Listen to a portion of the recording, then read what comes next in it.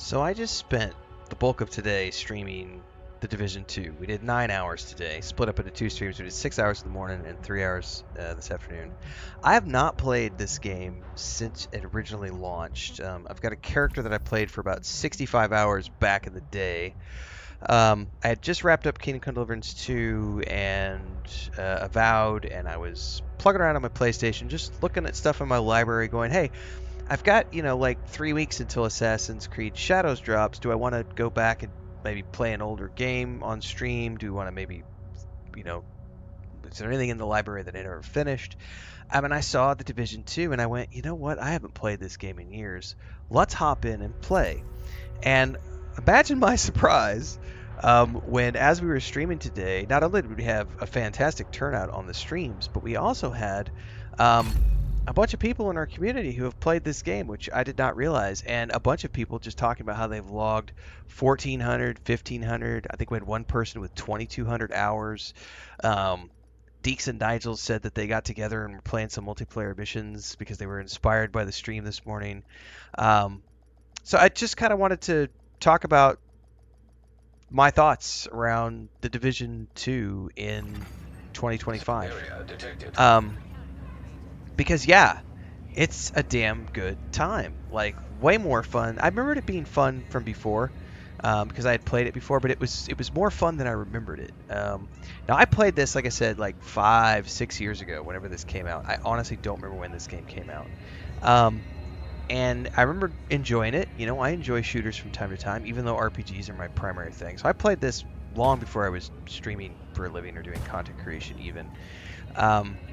And I remember having a good time with it, but I moved on to other things for whatever reason, playing other games, doing other things, and just kind of forgot. I never treated it like a live service game.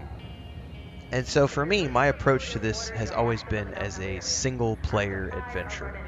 And there's a lot to love here from the perspective of a single player looter shooter. The story is kind of, I don't want to say it's generic. The story would be what you would consider to be kind of mid. It is based on a Tom Clancy novel, but it's kind of like we're in a post-apocalyptic sort of state where there was a virus and there's been like civil war, and you're in Washington D.C. and there's refugee camps, and then like the main base is the White House. But then we have this massive map that we're working our way through, and it's all broken up into levels. So you start off in the White House, and then there's this area here that's like I think it was like level 2 or something when we started. And then you can see like there's a level 11, level 30, level 25, level 19, 17, 15, 21, 23.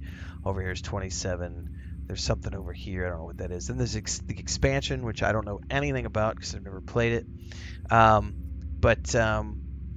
Yeah, lots of stuff to do here. And the Descent, I don't even know what this is.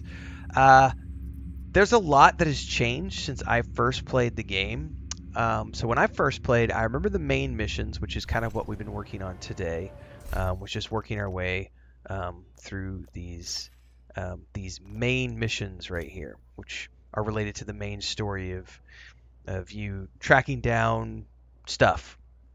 Like, I don't even remember all the main story, so we're just going through it. So you've got main missions, you've got side missions, you've got projects, you've got liberation stuff, you've got recruiting staff members, and then you've got the DLC, which you could do as well if you want to. And then in between here, as you're going throughout and clearing the maps, you've got the safe houses, and all the stuff that you can do to like get all the bits and pieces to like save up for your perk points and all the other things to level up your character. So looking at this game in 2025 specifically, there is a boatload of stuff to do. There is obviously a multiplayer component here if you want to participate. So if you want to do matchmaking and stuff, there's PvP if you want to participate in PvP. But you can do co-op missions, you could do public matchmaking, or you could just do what I've been doing, which is solo play. I've just been soloing this game. But this is where I would say, looking at all the different ways that you can spec your character, because you can come in here. I'm running with the assault turret, which is currently proficiency rank 0. I'm running the assault turret and the assault drone. Um, Having a great time with both of these. This is a great like solo build because you could pretty much just go in and decimate things. Haven't really had any problems with solo ability at all. Working my way through the main missions. So far so good. And then perk wise, you can go through here. There's all these different perks you can take to give yourself extra things. And you can collect points and the tech and everything to just spec your character out how you want. There's also a huge amount of um, customizability in terms of the weapons in the game. There's a ton of different weapons. These are just the ones I have on me that I've been playing with. You can deconstruct things for mats, which are used for the construction of other weapons and mods. You've got all these different gear pieces. Every time you finish the mission, you get a box of goodies, which gives you stuff that you can look at. And then you can go in here and say, oh, do I have any new gear pieces? And there's gear tiers and all these other things. We can compare things directly and say, is this better than what I'm wearing? Nope. Deconstruct it like so. Is this better than what I was wearing? Yes. So let's put it on. Quick commercial break, everyone, to celebrate and give thanks to all of these amazing people who keep me on the air full time. Really appreciate the support. All you got to do is join as a member. You get access to private videos. You can also do super thanks on any upload or super chats and stickers on any live stream or premiere you see. And beyond that, don't forget we're multi-streaming over on Twitch now, so you can support over there as well. Thanks so much to everybody. Let's get back to the video at hand. And then deconstruct the old one like so. Um, there's lots of customizability. In terms of looter shooter stuff, I find this to be it's quite good.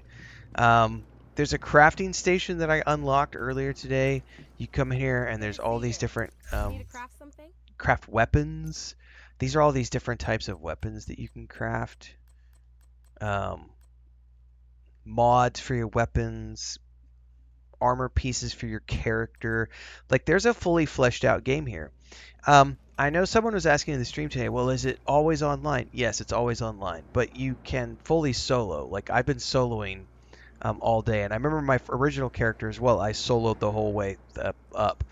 I never worried about grouping up with anybody. If you want to, you can, but the option to just solo your way through the game is totally legitimate if that's your play style. So for me, it's been a great little sort of palate cleanser because we've been really heavy into like fantasy RPGs over the past few months, and so this was a nice break from that. Be able to come in and just do a, well, spend, I think I've got this. I'm going to be jumping into No Man's Sky, the World's Part 2. We're going to do the expedition, the Titan expedition, I think. I've got until basically the 10th, I think, is which we're going to switch over and start playing Assassin's Creed Mirage, which I haven't played, to prepare for Assassin's Creed Shadows. And then we go from that into Atomfall at the end of March. So this is a nice palate cleanser in between the heavy fantasy stuff, because then we're going to be getting back into some period pieces with Assassin's Creed Mirage and then Assassin's Creed Shadows. And so this has been kind of cool to come in and do something that's very low key, very low pressure. It's super easy to play. It's just run and gun, and hide and cover, and customize some weapons, and blow up lots of bad guys and throw grenades. And I find it very enjoyable for what it is. So I don't know. My thoughts are that it feels pretty damn good for what it is in 2025. I haven't even felt the need to look at the expansion because I don't even think you can access it until level 40. I played 9 hours today, and I'm only level 8. So the progression is pretty slow and steady.